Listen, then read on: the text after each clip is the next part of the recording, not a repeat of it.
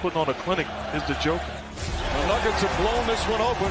Jamal Murray, another brilliant playoff performance. First finals game in franchise history is a rousing success. All right, let's get you ready for Sunday's NBA Finals Game 2 between the Nuggets and Heat. Of course, Denver up 1-0. Nuggets rolled for most of Game 1. The two-man game of Jokic and Murray each had 25 and 10 assists in a Finals game, joining Magic Johnson and James Worthy from 1987. Folks, how are you going to stop that?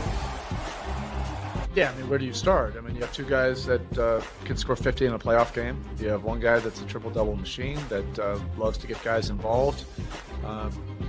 So you go down the list of things you can do defensively. You have to check off some things that you don't really want to do because of both their ability to score and Jokic's ability to create something kind of off script. All right, so Murray and Jokic created not only for each other, but the rest of the team as well. They scored or assisted on 87 of the team's points on Thursday, nearly matching the output of the entire Miami Heat. Meanwhile, Aaron Gordon's defense was spectacular in Game 1. Finished as the final defender on Jimmy Butler for 34 plays, the most of any player on the Nuggets. Led by Gordon, Butler was held to only 13 points, his lowest total in any game this postseason. But look for the Heat star to be more aggressive in Game 2.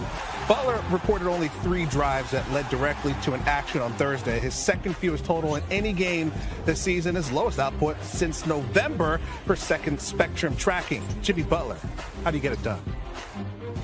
Not much. I just think I got to do a better job of getting the ball, demanding the ball, being more aggressive. That's just that, and that'll change come Game 2. Yes, they do have some really good defenders, but I've seen really good defenders before. Look, this is what the finals is about. I said it before Game 1. You're not playing ducks. You're not playing, easy competition. You have to find a way to overcome it, even if great players are playing great. And we've proven that we can win and overcome regardless of how the game is going. An ideal situation would be if it's on our terms and we're controlling the tenor of the game. But we've also won games where we haven't been able to do that for the entire game. Nick Friedel live on the big screen from Denver as the NBA Finals continue tomorrow. Nick, how are the Heat feeling going into Game 2? Max, they are calm and they are confident. They're down 0-1, but they feel really good about their chances still. Now, Caleb Martin was out with an illness for practice today. The Heat are hopeful he'll be out there for Game 2. But Eric Spoelstra had a message he wanted specifically for Martin and Max Strus, who combined to go 1 for 17 in Game 1.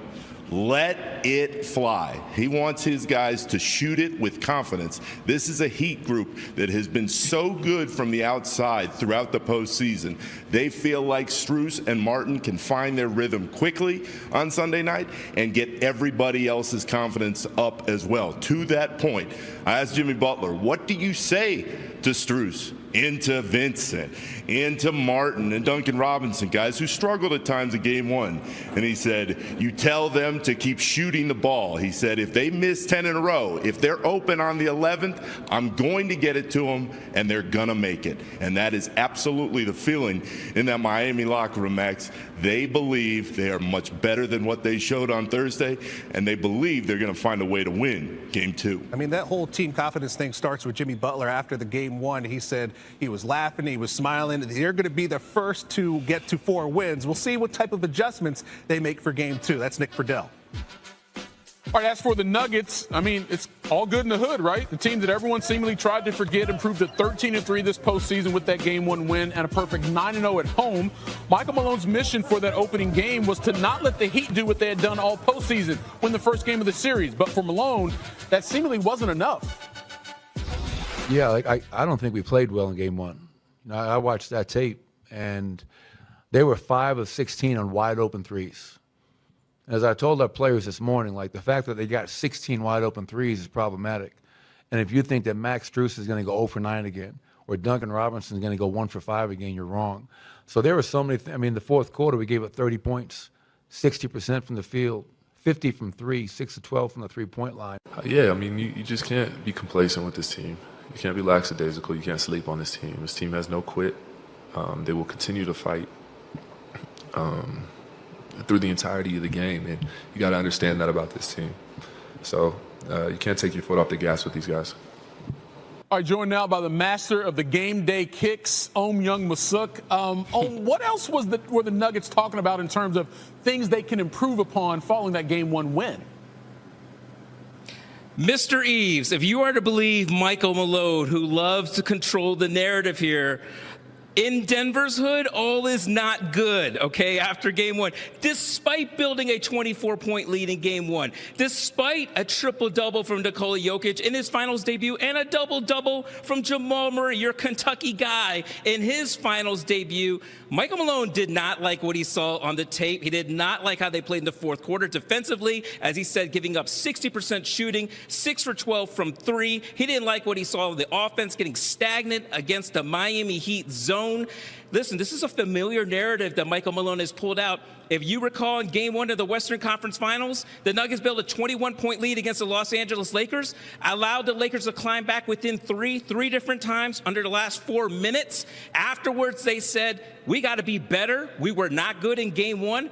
I think the Nuggets did pretty good, Mr. Eves. They swept the Lakers, if you recall. So let me pull out Mr. Malone's final message to a team.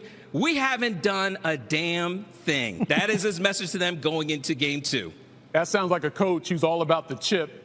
And Game 1, win or not, we still got 3 more to get in this series. Young Masuk, appreciate the time there from Denver. All right, so after being a 9-point favorite in Game 1, the Nuggets are favored by 8.5 points in Game 2. As for the Heat, they are 3-1 on the money line. Over-under currently set 215.5.